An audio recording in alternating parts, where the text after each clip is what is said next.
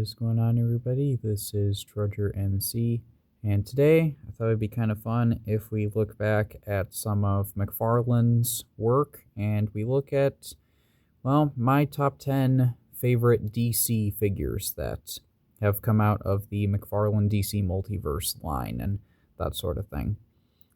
So it's kind of sad because it seems like that this line isn't going to be continuing, at least not in the way that we currently have it going forward. But I figure we'll look back at some of my favorites. So we have one honorable mention here, and that is the Mortal Kombat 11 Joker.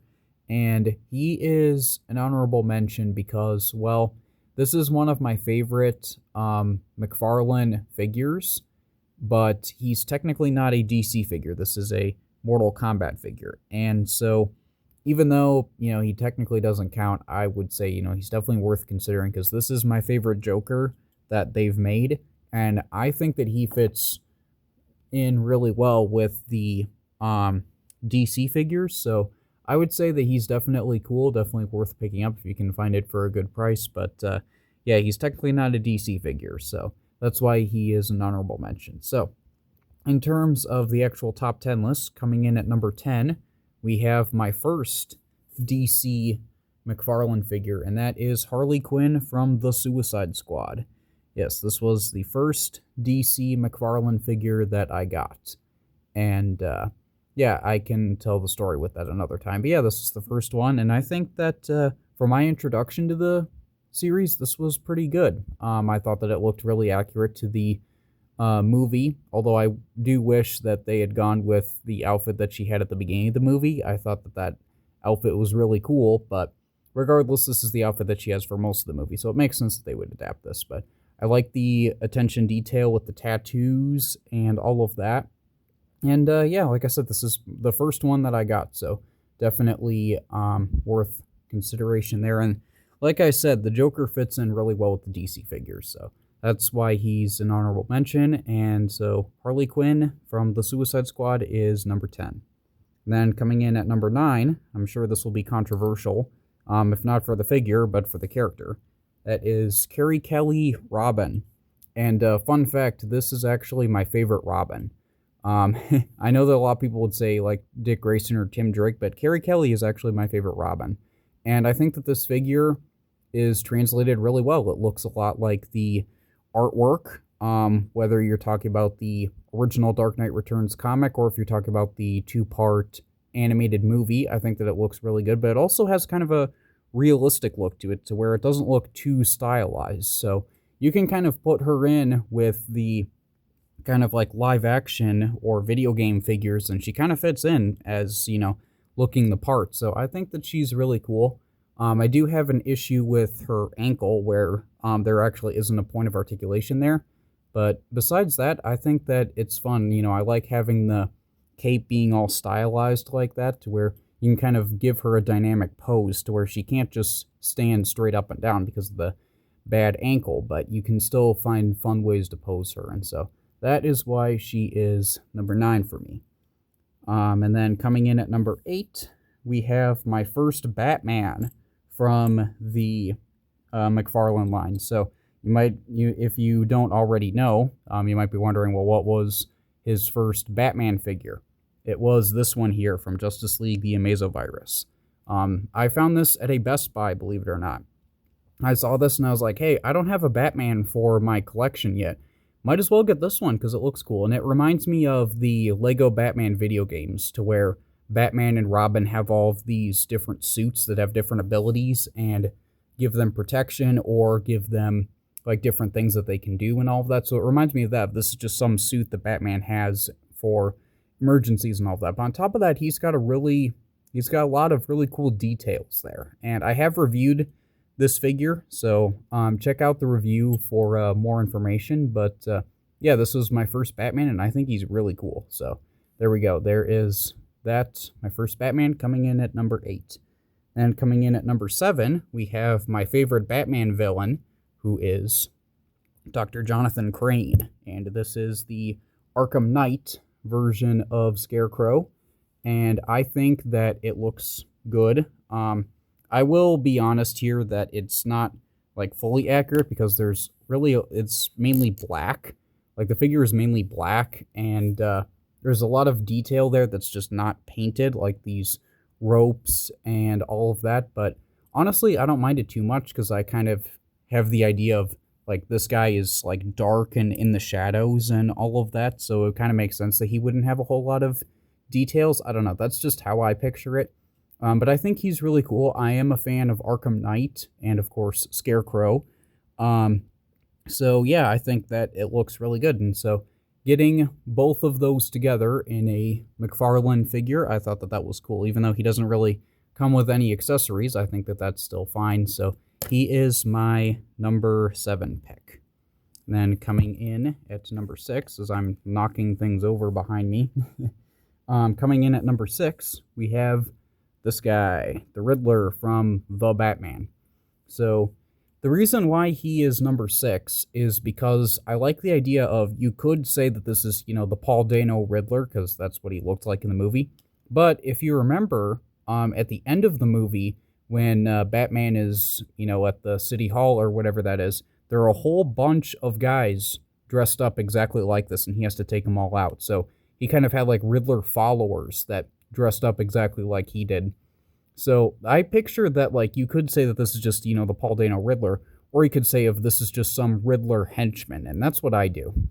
I just pretend that, you know, there are like a million of these guys, and these guys are all working for the Riddler, and Batman has to take all of them out. So that's what I like about this figure, is that it's a really good henchman figure.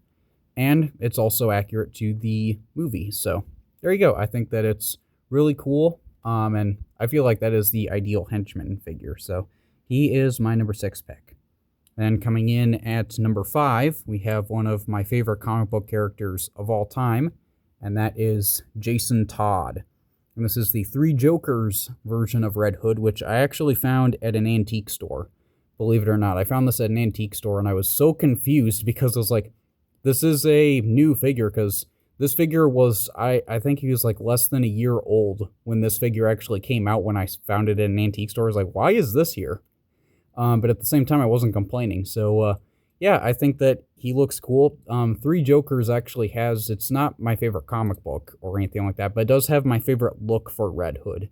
I like how it's kind of like a simple, it's based off of his design like when he first appeared as Red Hood, but it also is kind of toned down and also has kind of like a Robin type armor underneath instead of just like a regular bulletproof vest. So I really like that, how they kind of combined all of that together.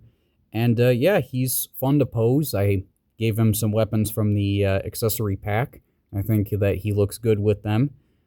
So yeah, I think, you know, this is really cool. I'm a big fan of Red Hood as a character, and I think that the version of like bringing him together, I thought that worked really well. So he is my number 5 pick. Then coming in at number 4, I'm sure this will be controversial, but I don't really care because this is my list.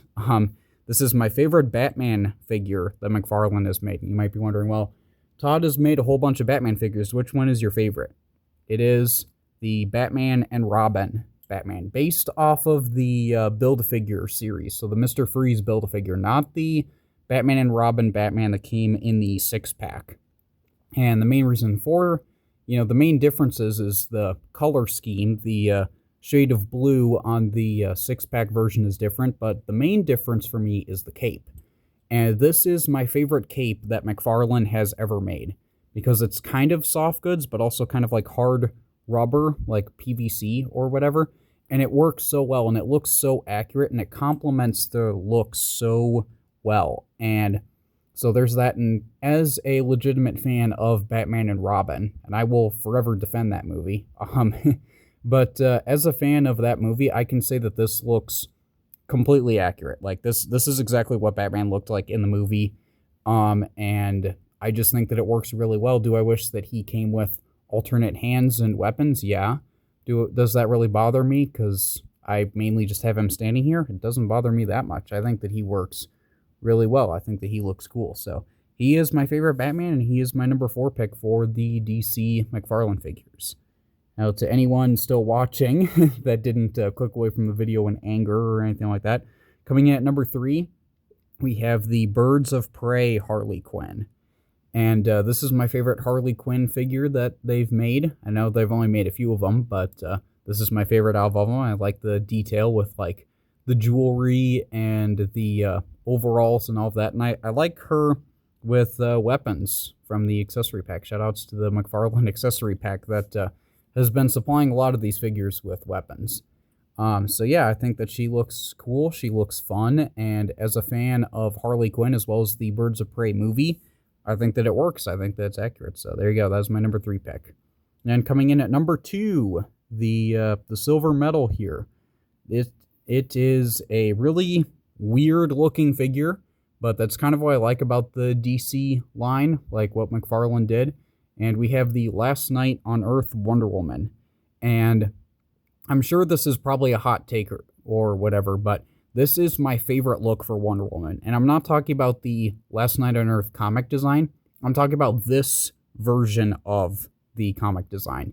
And you might be wondering, well, what are you talking about with that? Well, in the Last Night on Earth comic, she doesn't have any stubble on the sides of the mohawk. It's just completely bald, and then you have the mohawk in the center. I like the inclusion of the stubble, and also in the comic, she has gloves on her hands. But this version doesn't have the gloves.